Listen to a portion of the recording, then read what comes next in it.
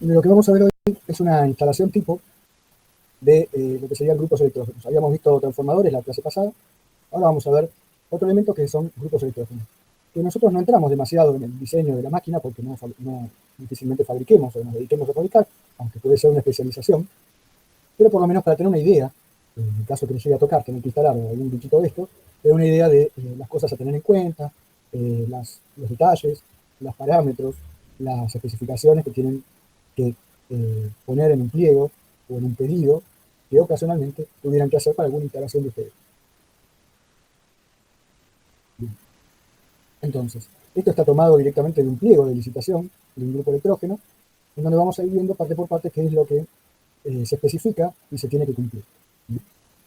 En general, siempre vamos a tener que especificar las normas de aplicación a las cuales queremos que se cumplan.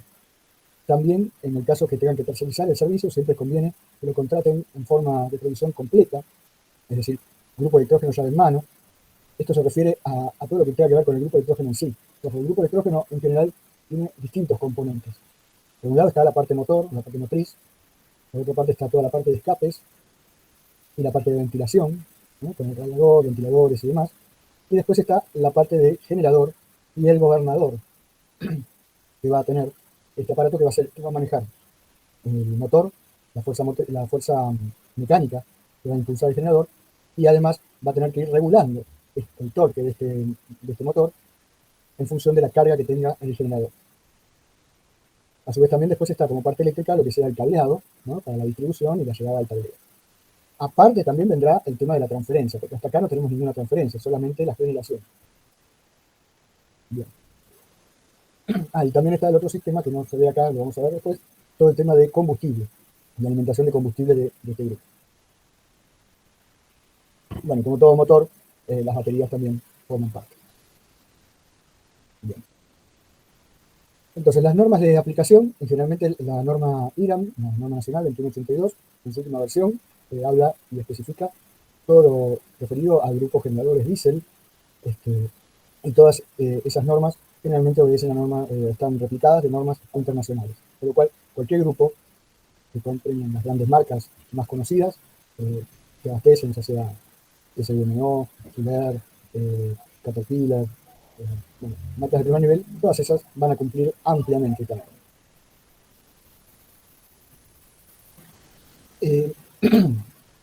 También después están los otros, hay algunos montadores o fabricantes de grupos que arman ellos mismos, ya compran un motor por un lado, el generador por el otro, y un tablero de gobierno, y lo montan y le funciona. Eso también es válido y puede funcionar perfectamente. Lo que sí se tiene que asegurar es que ese armado, no diría artesanal, pero un poco más mezclado, digamos, tienen que tenerle más atención a que cumplan bien toda la normativa.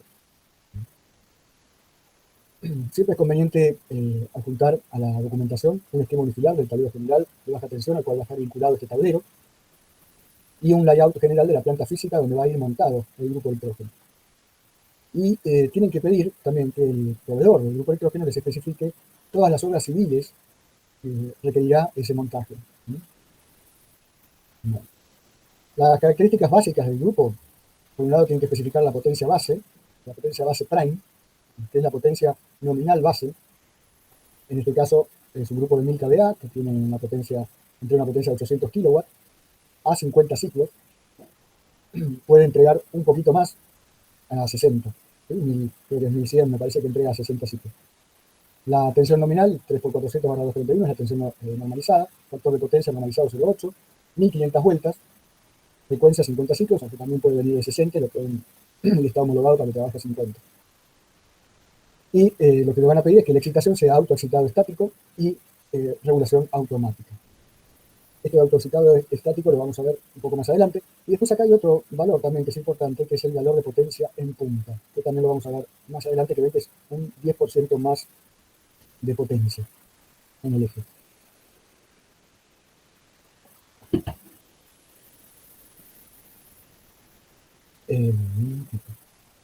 Acá en condiciones operativas, para este caso en particular de este pliego que estamos recorriendo, dice que no se proveerá con un tablero de transferencia automática, porque ya el tablero de baja donde iba a ir conectado ya tenía la operatoria para conectarlo. Pero en el caso que ustedes lo requieran, lo pueden pedir. Y generalmente todos los proveedores de grupos electrógenos tienen un tablero tipo armado para poder.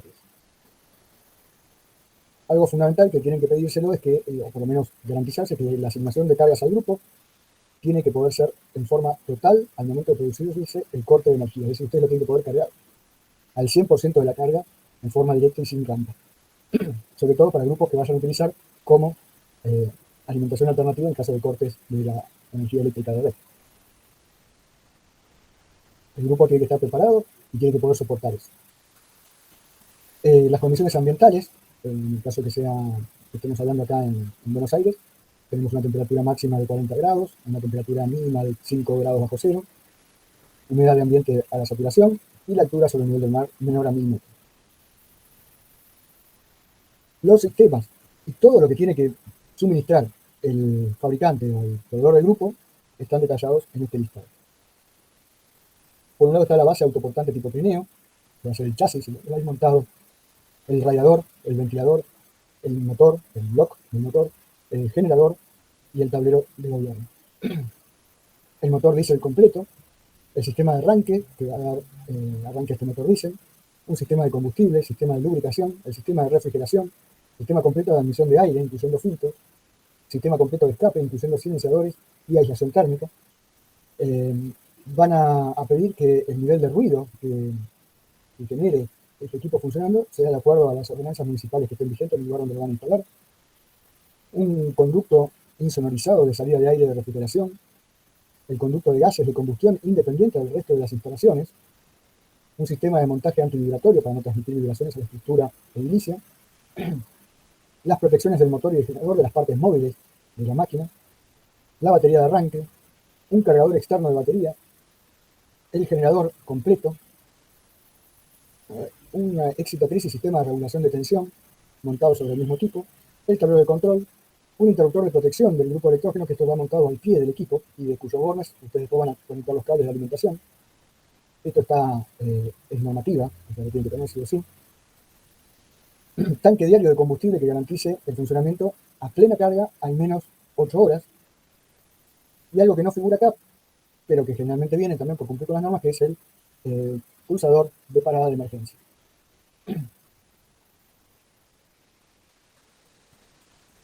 A su vez también siempre conviene ponerle que el proveedor tiene que mencionar si hay algún otro elemento que haga falta y que no hayamos mencionado. ¿Por qué es conveniente que lo mencionen?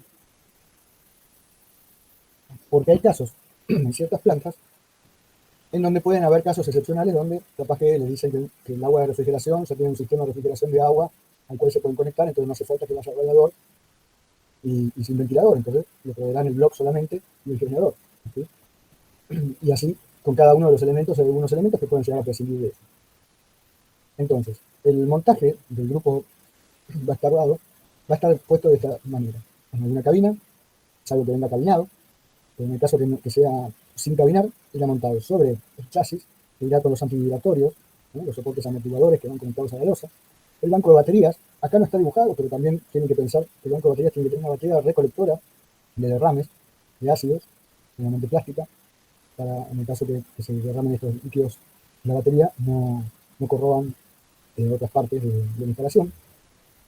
Por otra parte va a tener el caño de escape, la salida de escape, en el cual va a estar las partes rígidas montadas a la mampostería y como conexión va a tener un segmento que tiene que ser flexible para poder soportar las vibraciones y no transmitirlas a las partes fijas que va a generar el motor.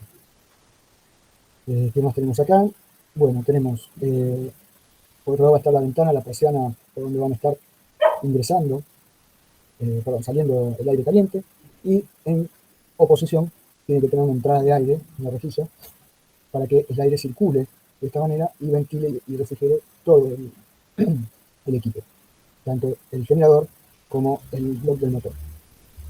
En algunos casos, que no se puede dar, este caso así de ventilación cruzada, en forma directa, a veces la rejilla está tomada de arriba del techo, con alguna chimenea, y esta salida de acá también está tomada puesta una chimenea que sale aire para arriba.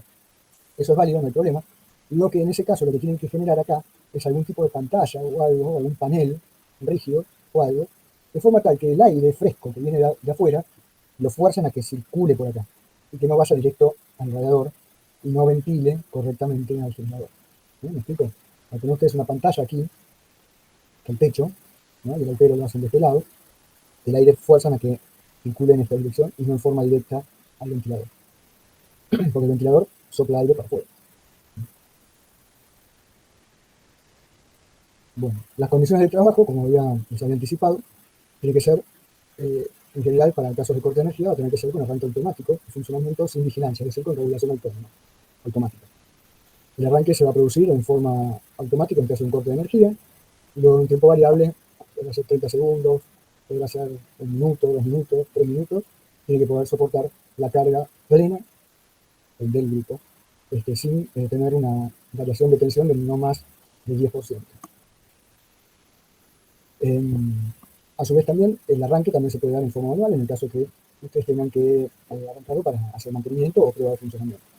Otra cosa que me olvidé de mencionarles acá es el tanque diario que estaba acá, que tenían, en el cual ustedes van a ver acá que hay dos cañitos, uno de alimentación y otro de retorno de combustible.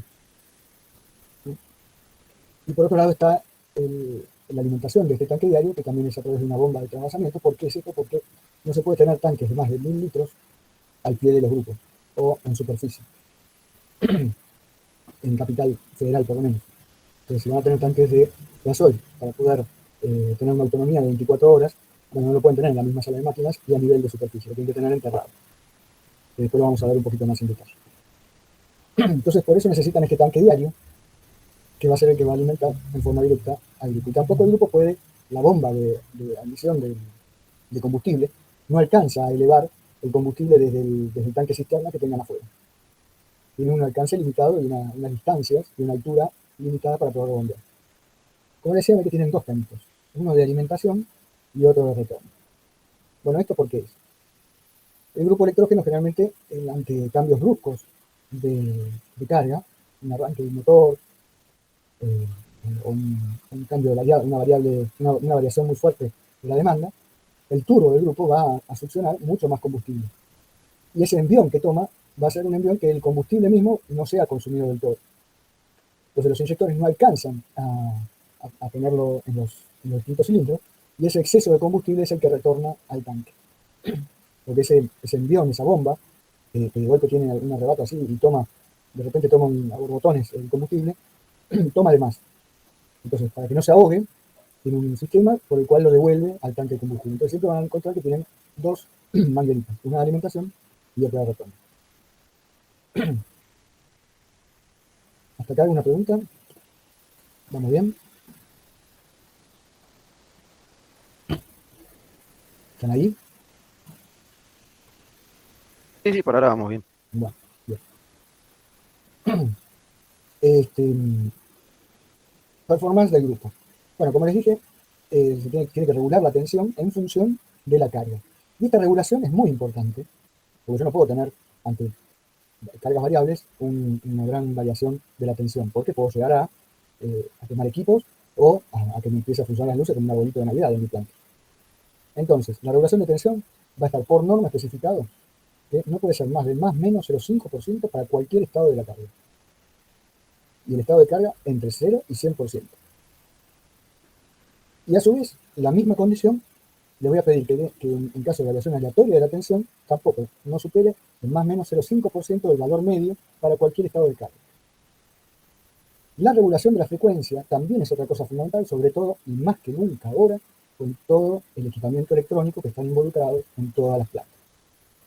Todo el equipamiento electrónico se basa fundamentalmente para el cálculo de tiempo, para el cálculo de procesos, etcétera, etcétera. Todo está referido a la frecuencia. Entonces la frecuencia no puede ser muy variable.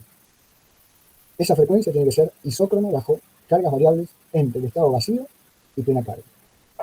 ¿Por qué? ¿Qué significa que sea isócrona? Bueno, que en caso de mayor carga, el grupo motor se tiene que acelerar para compensar el freno que le va a provocar el generador. Y en el caso de descarga o vacío, tiene que frenar la propia motora, tiene que frenar la velocidad del grupo, regularla, para que no se pase de frecuencia, no se pase de velocidad. Entonces, el sistema isócrono es uno de los modos de regulación de la frecuencia o de velocidad de un generador que tiene, el cual se fija un valor de frecuencia que el generador tiene que seguir. Si el valor es inferior al fijado, la máquina se acelera. Y si es menor, si es mayor, tiene que desacelerarse.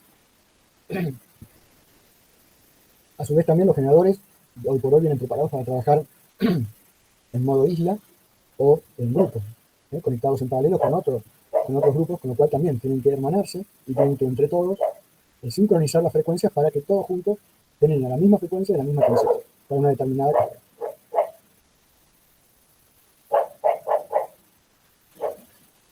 La frecuencia, como les dije, somos más exigentes todavía y no puede exceder el más o menos el 25% del valor de ajuste, tanto sea para cargas constantes entre vacío y plena carga. Bueno, la atenuación de la interferencia, esto es todo de acuerdo a las normativas vigentes. La distorsión armónica total, acá la aclaramos, aunque en las normas también figura, tiene que ser inferior al 5% para cualquier tipo de carga, en vacío y plena carga. Tiene que ser inferior al 5% para plena carga y inferior al 3% para cualquier armónica individual y en carga plena. Bueno, la elevación del alternador, de temperatura del alternador, está especificada en 105 grados centígrados a potencia nominal, esto es al régimen prime, es inferior a 125 a la potencia correspondiente en el régimen de standby. Esto es todo según la norma, las normas NEMA y la norma IEEE.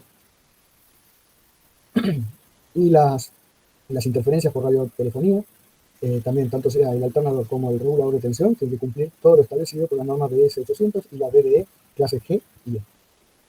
Esto es para que no nos genere este tipo de interferencias, o sea, por ruido en la línea o por onda portadora.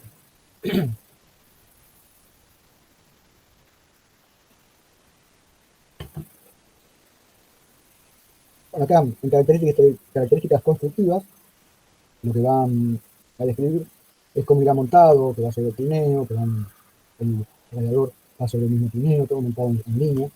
Puede darse el caso en algunas instalaciones, sobre todo en aquellos edificios en donde el grupo electrógeno lo incorporan después de haber construido el edificio y no pensaron o no calcularon el espacio y dejaron un cuartito muy chiquito para el grupo, en donde no les entre todo. Entonces hay casos que se puede llegar a dar que tengan que poner el radiador con un ventilador, un forzador de aire, en una azotea, y el grupo electrógeno, el motor y el generador en el subsuelo, o en una cochera, y el radiador en otro lugar aparte.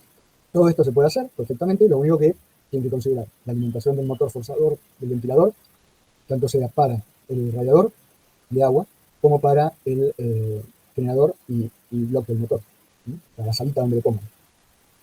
Eso hay instalaciones que están hechas así. Y después, bueno, los gases, también las chimeneas generalmente las tienen, no generalmente, es lo más, digamos, conveniente que ventilen a los cuatro vientos. ¿Sí? Hay casos, ustedes podrán observar en algunas instalaciones donde sale el caño hacia el costado, hacia la vereda, y eso no está bien, no está bueno, es bastante molesto para la gente que camina, que sale una bocanada de humeante de gasoil cuando arranca el grupo, lo que sea. Pero lo más conveniente es que llegue a los cuatro vientos, y a los cuatro vientos, si es en el punto más alto del edificio, mejor. Todavía para que no haya interferencia con ventanas, nada de eso. Como los gases salen calientes, tienen una convección natural y van a ir hacia arriba sin ningún inconveniente. Al terminal de los caños de escape, generalmente ustedes van a ver que tiene como una clapeta con un contrapeso, que cuando no está funcionando el grupo, ese contrapeso permite que el peso propio de la tapa baje y cierre y evite que entre agua de lluvia en el caño de escape. Y a través del caño de escape fluya el silenciador y nos ocasiona problemas. Esa clapeta está compensada, tiene una pesita atrás que a la salida de gases, con la fuerza que hace el gas, ya mantiene la clapeta abierta. Ese es un sistema. Después está el otro sistema, que es el caño americano. El caño americano, no sé si lo habrán visto, también se usa en parrillas. ¿Saben cuál es el caño americano? Es ese caño que vienen como dos cilindros, un cilindro por donde vienen los gases, y después en la última parte, un cilindro más grande, por un tramo, y ya queda abierto así. Eso es lo que hace, a pesar que está abierto hacia el cielo raso, hacia arriba, el caño de afuera va a atraer las gotitas que vienen cargadas, las van a traer y va a pegar sobre el caño más grande primero y va a escurrir por afuera del caño de adentro. No sé si entienden lo que digo, ¿no? ¿Lo vieron alguna vez? capaz que no lo vieron con un grupo, pero lo habrán visto con una chimenea de una parrilla. ¿Se entiende lo que estoy explicando?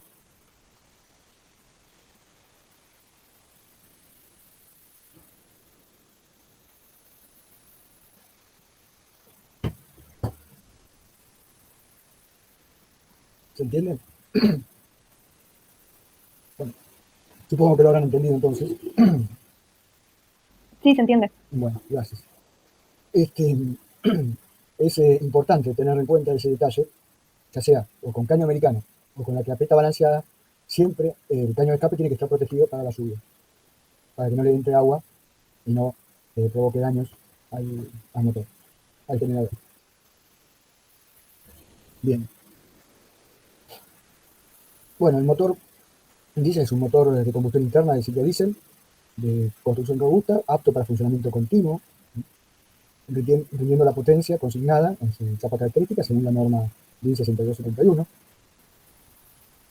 Por lo general es un motor de 4 tiempos, inyección directa, de una línea normal de fabricación con la velocidad de giro de 1500 revoluciones por minuto. Esto es para que tenga coincidencia con la frecuencia y velocidad de rotación de los generadores.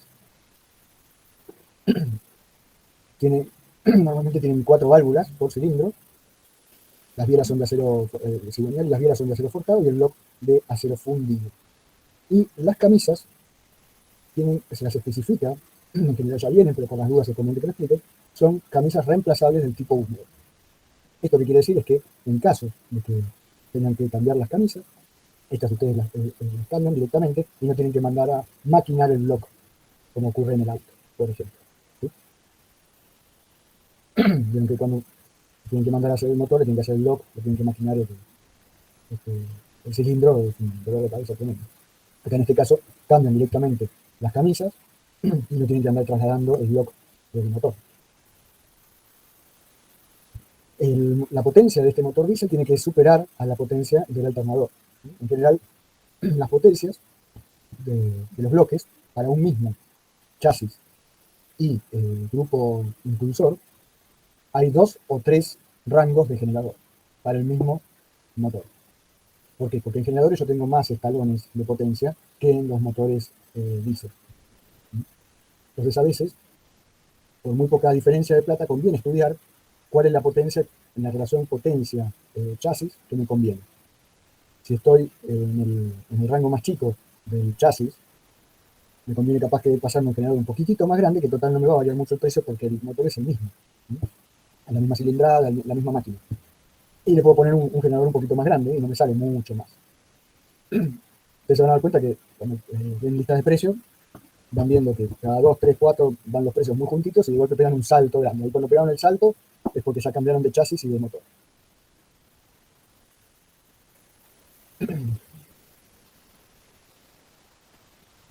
Bueno, acá también especifica que tiene que tener, todo su conjunto tiene que poder tomar la plena carga, el 100% potencia nominal, en un solo salto, en un solo paso. Esto está establecido en la norma NFPA 110, y está bien que así sea, sobre todo la NFPA, porque eso siempre lo ponderan por el tema de incendio y demás. Ustedes saben que en Estados Unidos la NFPA regula absolutamente todo y todo lo tienen pensado hacia incendios.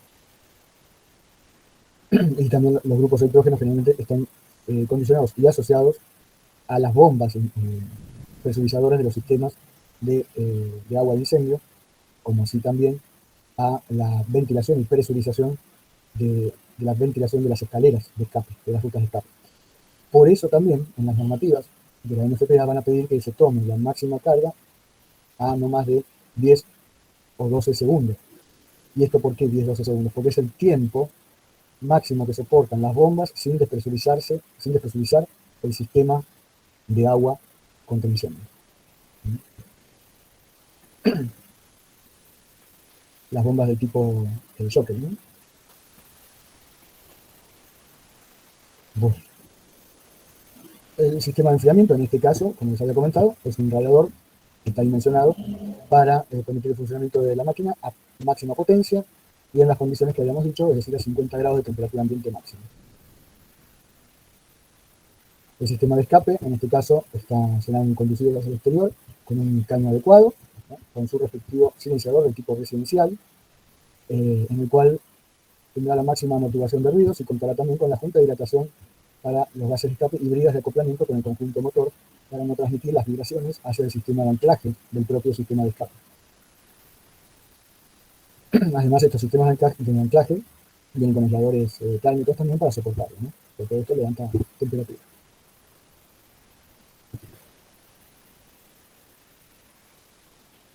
Bueno, entonces lo dije.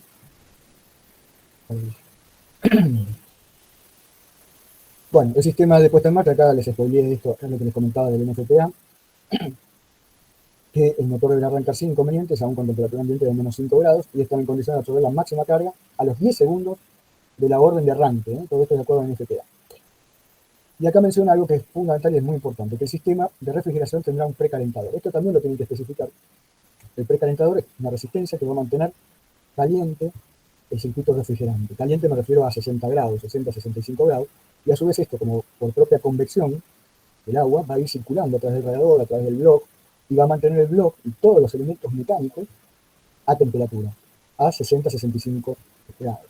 ¿Sí? Esto es por propia convección de agua. El calentador se va a ir moviendo, se va a ir desplazando, tanto sea en invierno como en verano.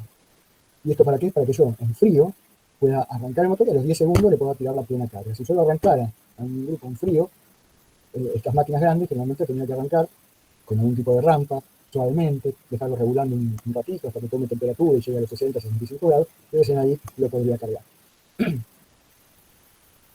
El arranque, el sistema de arranque, va a estar acoplado directamente a la corona del motor, va a ser a través de un motor eléctrico que va a estar accionado por baterías, en este caso del tipo plomo ácido, de 24 volts de corriente continua, y serán mantenidas en carga por medio de un alternador, como el auto, que está movido propiamente por el mismo motor en funcionamiento. Y además va a tener un cargador externo que va a mantener a flote la carga de esa batería. ¿Esto por qué? Bueno, porque puede darse el caso que capaz que yo no arranco el grupo por 10, 15 días, 20 días y se me descargan las baterías. Entonces yo tengo que tener un cargador que me mantenga siempre a flote. También especifica, por la norma DIN 6270, que tiene que poder admitir una sobrecarga del 10%. Y esto era lo que decíamos antes de potencia en el stand-by. Pero esto va a ser por un tiempo determinado, no puede soportar 10% de sobrecarga en tiempo indeterminado. Después creo que más adelante lo menciono. Bueno, el sistema de combustible, acá describe el sistema de combustible que ya viene con el mismo motor, que va a estar formado por un control electrónico de combustible que asegura la estabilidad de la marcha y de respuesta a los transitorios y minimiza el tiempo de recuperación. Además de todo el sistema, por supuesto va a tener que tener un sistema de filtrado de gasoil, los cuales tienen que ser del tipo descartables y de alta performance, con elementos filtrantes que garantice la retención de contaminantes. El tema de filtro es fundamental de combustible porque el gasoil por lo general viene bastante sucio y además, como yo lo voy a tener almacenado bastante tiempo, también se va a degradar.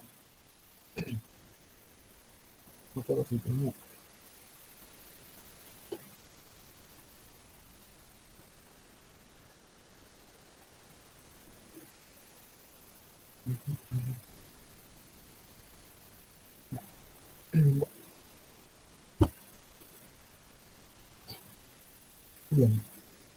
¿Qué más tenemos acá? Bueno, el sistema de lubricación es lo que va a hacer circular el aceite a través de una bomba de lubricación que va a ir montada y acoplada también directamente al motor y va a ser movido por el tipo engranajes. Es una bomba de engranajes. También va a tener los filtros de aceite necesarios y deben de ser del tipo descartables de alta performance también. Sistema de admisión de aire y ventilación. Bueno, el sistema de admisión, este es el sistema de admisión y ventilación son dos cosas distintas. Por un lado está el sistema de admisión, que es el que va a entrar en el motor, que va a entrar en el cilindro, que es para la combustión, y la ventilación es para la refrigeración de la máquina. Para el de admisión, eso tiene que ser aire filtrado, con filtros de tipo seco, con elemento filtrante descartable, de celulosa de alta calidad. De la ventilación de aire fresco ya hablamos antes. Bien. Las protecciones típicas que se especifican son estas. Por un lado tenemos una prealarma de baja presión de aceite, como el auto, digamos, una prealarma de alta temperatura de líquido refrigerante, y después las paradas de emergencia, que son paradas por baja presión de aceite, por alta temperatura, por sobrevelocidad, por bajo nivel de líquido refrigerante o por sobrearranque. Por sobrearranque es que el grupo está más cargado de lo que puede mover. pero la cúpula de arranque no es capaz de vencer a la resistencia. Puede darse el caso que esté bloqueado por alguna razón, una razón mecánica también. Bueno, la batería de arranque, ya algo hablamos, el cargador de la batería, es un cargador tipo estático que lo va a mantener. Bueno, la excitatriz y el sistema de regulación. El generador, básicamente, está dado por el estator, ¿no?, donde va a tener la salida, las tres fases, y los devanados de campo del generador que van a estar montados en el eje, que van a ser los que van vigilando.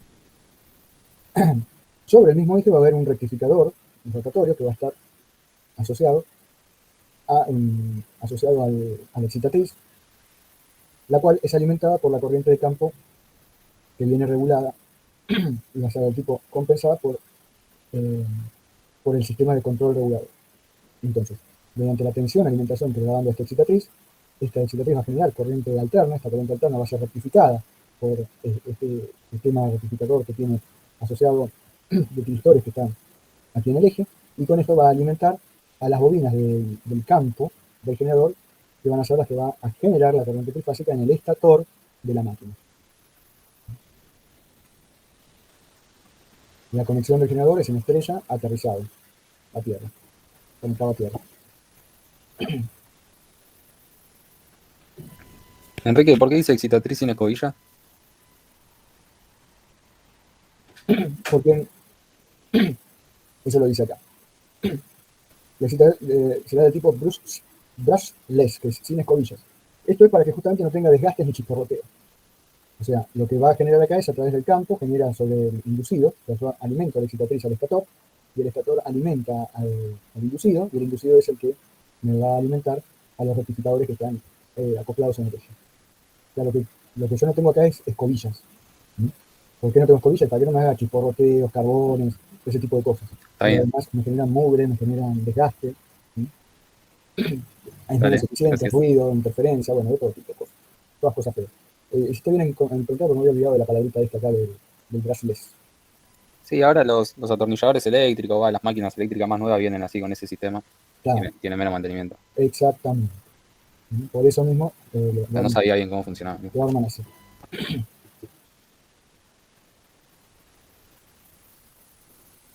La corriente de campo es corriente continua, viene regulada a través del controlador, ¿no? Bueno, acá tenemos la potencia aparente del grupo, generalmente vienen especificados así, del generador, 1110 kVA. De un lado está la potencia prime y la potencia standby, siempre se especifica en potencia aparente. El factor de potencia es 0,8 inductivo, las tensiones normalizadas 3 por 400/231. Estrella con neutro accesible, y ese neutro accesible va a ser el que vamos a aterrizar a tierra. Las fases serán 3 y la cantidad de bornes va a ser 4, con 2 bornes para la excitación si es del tipo externo, ¿no? El tipo de servicio va a ser permanente y la sobrecarga va a ser, acá está lo que les decía yo de la potencia prime y de standby, va a ser el 10% de la potencia nominal durante 1 hora por cada 6 horas de funcionamiento. Es decir, yo lo puedo sobrecargar, el grupo se tiene que aguantar sin ningún problema y manteniendo dentro de la carga el rango del más menos 5% de la tensión nominal y una velocidad de más menos 3%, yo lo puedo cargar durante un 10% de la corriente nominal durante 1 hora por cada 6 horas de funcionamiento. Eso es la diferencia entre potencia prime y potencia standby.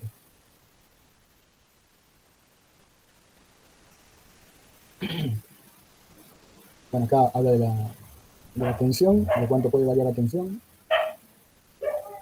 Y la protección mecánica, que será como mínimo el P21, ¿no?, para evitar contaminación del equipo. Bueno, el tablero de comando del grupo va a tener como mínimo los siguientes componentes. El componente que tenga, hoy por hoy todo esto es digital, lo tiene una sola pantallita, pero bueno, lo mencionamos, que podamos medir tensión, que podamos medir corriente por fase, frecuencia, la potencia activa, un cuentahoras, un contador de revoluciones y un factor de potencia, un cofímetro que podamos medir. Todo esto lo hacen en un solo aparatito, un solo instrumento, que le va a dar toda la información junta. Todo ese aparataje tendrá que estar en un gabinete, bueno, acá explica el gabinete, como tiene que ser, etcétera, etcétera. Bien, los ensayos que pueden exigir van a ser, por un lado, el ensayo del motor de fábrica es un banco de pruebas, el motor del equipo motriz, ¿no? Por otro lado, el ensayo del alternador, que también tendría que ser de fábrica. El ensayo del tablero, del comando. El ensayo de todo el conjunto, que tendrá que ser también montado y probado en fábrica. Y el ensayo después en el sitio. ¿Por qué a veces se da estas cosas diferentes? Porque a veces por cuestiones de montaje, traslado, etcétera, tienen que desarmar cosas y tienen que ser rearmadas en el lugar de montaje. Entonces, el ensayo tiene que ser también en el sitio. No, aguárdame un segundito, ya vengo.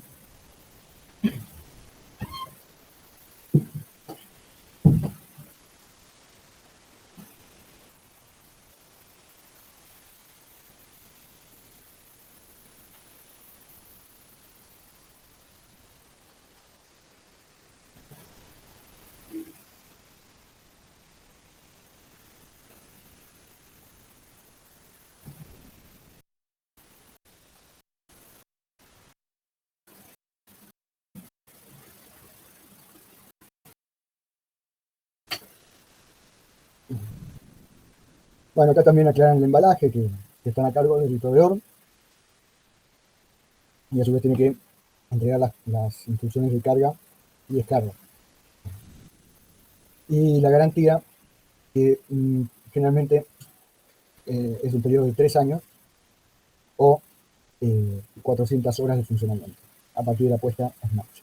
Estos son los ciclos normales, pueden negociar un poco más, un poco menos, dependiendo del fabricante, pero es lo más común. Y la documentación que siempre tienen que pedir es una memoria descriptiva del grupo cotizado para poder compararlo y para poder chequear y confirmar que todo lo que está especificado cumple, el listado completo de los equipos auxiliares que cotizan, que sean necesarios, y el plano de conjunto con todas las dimensiones y pesos para chequear si el lugar que ustedes previeron van a poder utilizar para montar el grupo. Bien. Y también se pide una planilla con los datos garantizados correspondientes para confirmar después cuando hacen el ensayo de recepción que cumple. Bien. Bueno.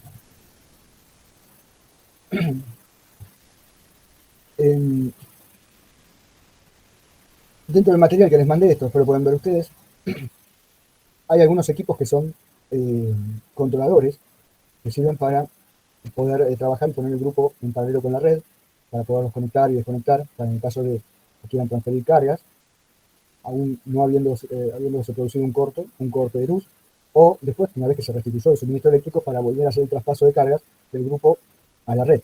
Entonces hay equipos que ya vienen. En este caso es el de Cummins, ¿no? Donde ustedes van a ver que generalmente tienen este tipo de formatos. Puede variar. Hay otras marcas, los Comap, que también están muy divulgados y muy utilizados en varias instalaciones, en donde el equipo lo que se va a encargar es de sincronizar las fases y adelantar o atrasar los ángulos de acoplamiento del generador para poder vincularlos con la red. Esto también se usa, se puede programar y se puede hacer para programar en el caso de que quieran hacer peak shaving. El peak shaving es muy apropiado para aquellos lugares, edificios que tengan de repente una carga variable estacionaria. Entonces, ese exceso de suministro lo puedan abastecer a través del grupo y les tiene un menor costo que el suministro de la compañía, ¿sí? Por la penalidad que tienen de pedir más energía de la que tienen contratada. Y de paso, al grupo lo mantienen feliz, porque un grupo feliz es un grupo que funciona. Los grupos tienen que mantenerse en funcionamiento, es como un auto. Un auto no lo usan nunca, cuando lo vayan a querer ir a aprender y hacer andar, no va a andar. Una máquina delicada, que si la mantienen en funcionamiento, les da cierta confiabilidad. Si lo mantienen apagado, lo mantienen guardado sin usar, no es muy confiable. Bueno, tienen todas las funciones que tienen, y dentro de las funciones la que más nos interesa es el tema del paralelismo, ¿no? Que puedan entrar en paralelismo, se pueden conectar a la red, tienen un montón de funciones, más diagnósticos, etcétera, etcétera. Bueno, las mediciones, la sincronización que hacen a través de las fases y el ajuste de voltaje. Todo esto lo hace regulando y trabajando sobre el gobernador del grupo. Este es un aparato que se compra aparte, se compra esto. También este mismo aparato, y ustedes lo van a ver ahora más adelante, también se utiliza, el mismo aparato, control de transferencia de energía, se utiliza para poner varias máquinas en paralelo. Ingresar un grupo, más otro grupo, o ir desacoplándolos en función de la carga. En el caso, hay veces que hay sistemas en los cuales, sistemas de emergencia, los grupos alimentan todo en paralelo una barra. Entonces, en función de la demanda que tenga esa barra, el gobernador va a decidir si alguno de los 3 grupos, si son 3 o 4 o lo que sea, lo puede desconectar porque no lo necesita, porque ya con los otros 3 que tiene, se abastece perfectamente. La otra cosa también que el grupo trabaja mejor cuando está más cargado que cuando están con poca carga. Entonces también eso es bueno tenerlo en cuenta y estos equipos permiten trabajar con eso.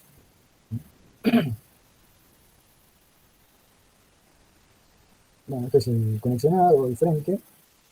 Tienen generalmente algún grafiquito que les marca que el interruptor está acoplado o desacoplado.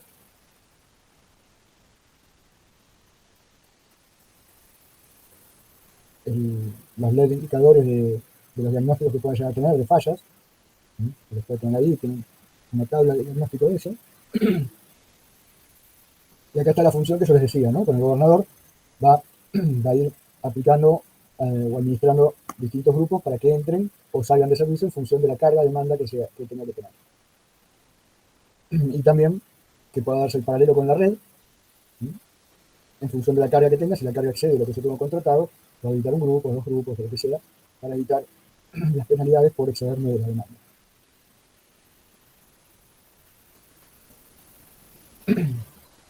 Bueno, esto es lo mismo. Esto es en el caso que yo esté sin red directamente, para que tenga una playa de grupos acoplados en paralelo, y con esto lo pueda administrar.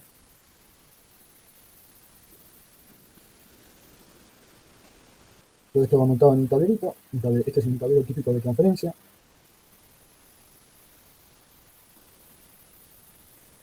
Y los esquemas constructivos y topográficos.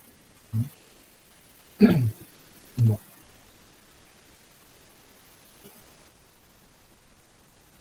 Bueno, la parte de la otra cosa que nos quedaba por ver, que ya lo vimos,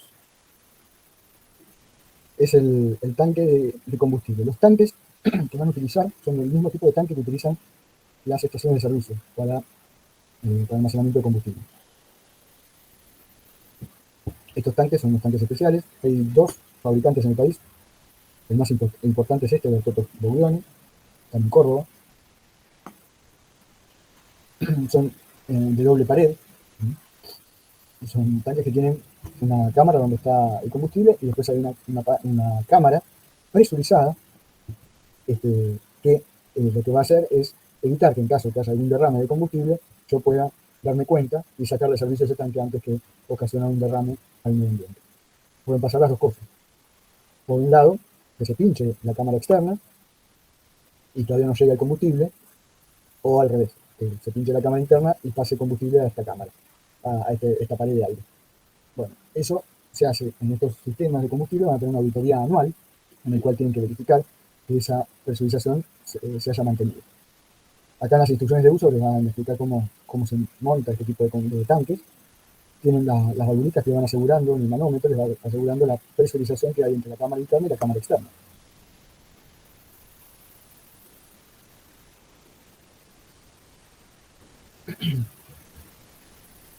Finalmente se los monta con arena alrededor.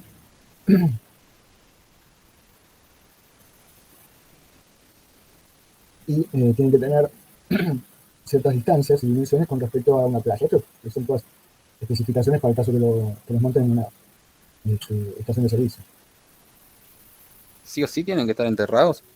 Sí, porque la normativa en capital no te permite tener más en un tanque de combustible más de 1000 litros sobre el nivel de superficie, sobre la planta baja, sobre la tierra. Si vos tenés más de 1000 litros, sí o sí los tenés que tener subterráneos. No los puedes tener al aire libre, no puedes tener, digamos, salvo las condiciones porque también entre las refinerías y todo eso, que ustedes ven, tienen los tanques al aire libre, me van a decir, pero ahí están al aire libre. Bueno, en general refinerías en capital no hay, ¿sí? Están en provincias. En provincias sí se puede tener tanques sobre la superficie. Pero acá en capital, la normativa es que generalmente, no generalmente, pero por poner el caso más extremo, estamos hablando que ustedes monten un grupo de top en un tanque cisterna, lo van a poner en un edificio en la capital. Si lo pueden poner, si lo tienen que poner en provincia, bueno, el tanque lo pueden poner al costado y no pasa nada. Pero la condición más desfavorable lo tienen que poner enterrado. Está bien. Y un tanque de 1000 litros es para un grupo de electrógeno de qué potencia. O sea, me resulta muy grande. No, es chiquito. Mira, para un grupo de 1000 kVA, por ejemplo, que no es un grupo súper grande, porque que los grupos más grandes de 2000 kVA y hay hasta de 2600. Pero normalmente los grandes son de 1800, 1600 kVA. El de 1000 kVA consume 200 litros de gasoil por hora. 200 litros de gasoil por hora. Con lo cual, a plena carga, ¿no? Con lo cual, si vos tenés que tener un abastecimiento para cubrir mínimo 24 horas de corte, Claro. tenés que tener 5000 litros, que es el tanque más chico que vende el fabricante de tanque. Pero este te vende de 10.000, de 30.000 litros, que son los tanques que usan las estaciones de servicio. Está bien. Después vos en tu instalación, aunque vos lo vas a usar para generar, tenés que habilitar esa instalación ante la Secretaría de Energía y cumplir con toda la normativa de la Secretaría de Energía y hacer estas auditorías anuales, tal y como hacen las estaciones de servicio. Porque vos pasás a ser no un distribuidor de combustible, pero tiene otro nombre, como si fuera un acumulador de gran cantidad de combustible. Entonces, para que las compañías te vendan combustible, porque vos no vas a ir a comprar 100 litros nada más, sino que vas a llamar a un camión cisterna que te traiga 5000 litros. Llama directamente a IPF y te trae el camión cisterna a tu planta. Para que te venda, tenés que estar en el registro de la Secretaría de Energía, si no, no te venden ese combustible. Tenés que tener todos los papeles ahí. Bueno, en el caso que la napa de agua esté muy alta, tienen que hacer un suncho y anclarlo al piso para que no, en el caso que se inunde, que sea una zona inundable, no se levante y flote, no flote, pero que levante el piso, ¿no? Bien. Bueno, acá habla de algunos detalles más de cómo sellar los tapones y los distintos tipos de acometidas que tiene. ¿Ve? Y acá lo tienen de la pared externa, la pared secundaria, la pared interna, ¿sí? Y el espacio anular que queda vacío. Y estos son los controles, un manómetro, que les va a indicar si hay alguna fuga.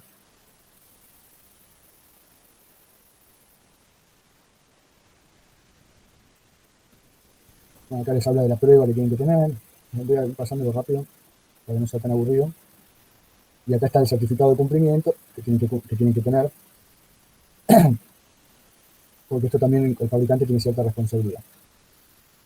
Hay sistemas de verificación de cuánto está de lleno el tanque, pero lo más básico es a través de una varilla, que lo introducen a través de las aberturas que tiene y miden cuánto, hasta qué centímetros tienen de combustible.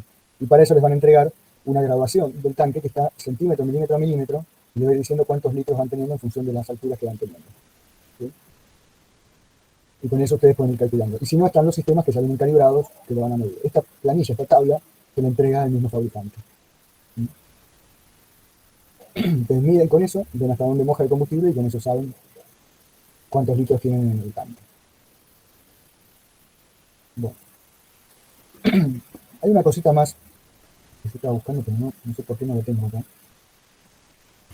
No sé si lo tengo acá.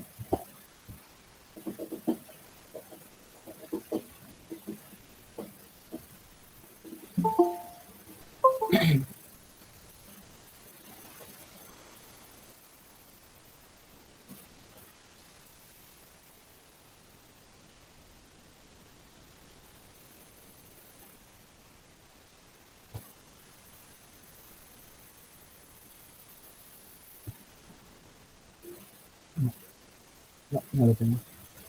Hay una cosa más que le quería comentar, que es importante, en cuanto al sistema de combustible. En la planta, ustedes tengan asociado a esta bomba, a continuación de esta bomba, es conveniente que pongan 2 filtros extra de combustible, de gasoil. Estos 2 filtros son unos filtros especiales que vienen con unos vasos de vidrio, que ustedes lo van a ver, y ven el filtro de papel. Ustedes el combustible lo tienen que ver bien transparente. Lo ven turbio cada vez se está degradando más.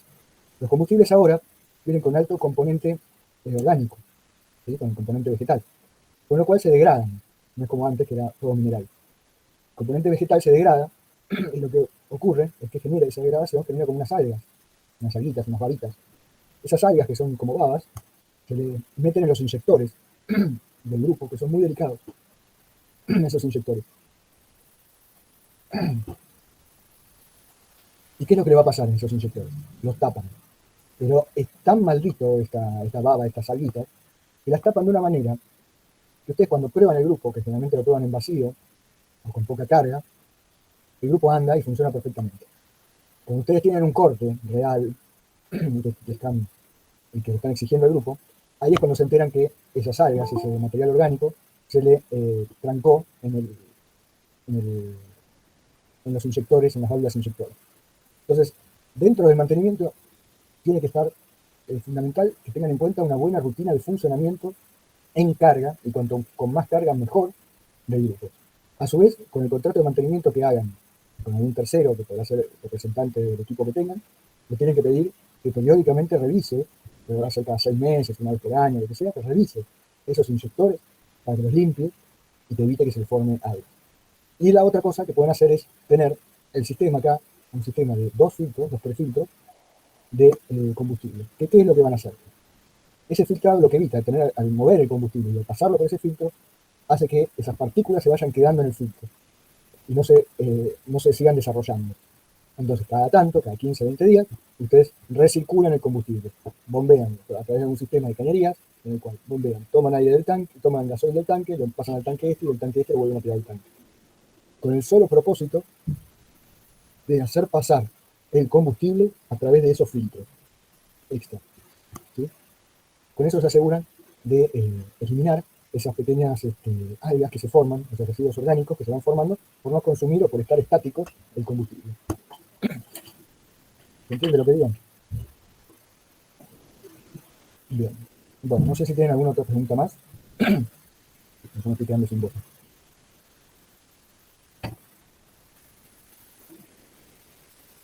Pensé que tenía la... A ver si tengo filtros de Zoom.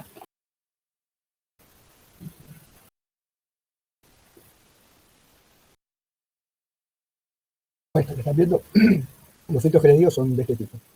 Y acá ustedes van a ver, el combustible lo tienen que ver transparente. Si empiezan a ver turbio o ya no lo ven, bueno, el combustible se les degrada. También pueden llamar al laboratorio del IPF o de alguna empresa, que les van a venir a medir y les van a decir, que les van a venir a medir y les van a decir si el combustible está en condiciones. Pero el tema es que ellos le van a poner el grado, a mí me pasó, que ellos le van a poner siempre que no es apto, el combustible no es apto. ¿Por qué? Porque ellos tienen el nivel de exigencia que le exigen a una estación de servicio, que es el combustible que nos van a vender a nosotros como usuarios.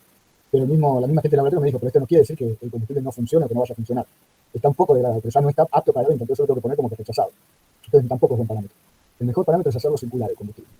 Y mejor todavía que eso es una vez por mes, una vez por año, cambiar el combustible, consumirlo. Porque si no lo consumen, lo van a tener que desechar como residuo peligroso. O sea, van a tener que pagar para eso. Y cuando se lo consumen, bueno, ya le pagaron. Ellos solamente le sacan energía, digamos. Entonces, la mejor forma es armar una rutina, mantenerlos en funcionamiento, cargarlo lo más que puedan y verificar y tener este sistema de filtrado de combustible y hacer circular el combustible por lo menos una vez al mes o cada 2 meses. Bien. Bueno, no recuerdo si hay alguna otra pregunta, algún otro tema más, creo que no. Creo que ya les di todo. No sé si tienen alguna otra consulta.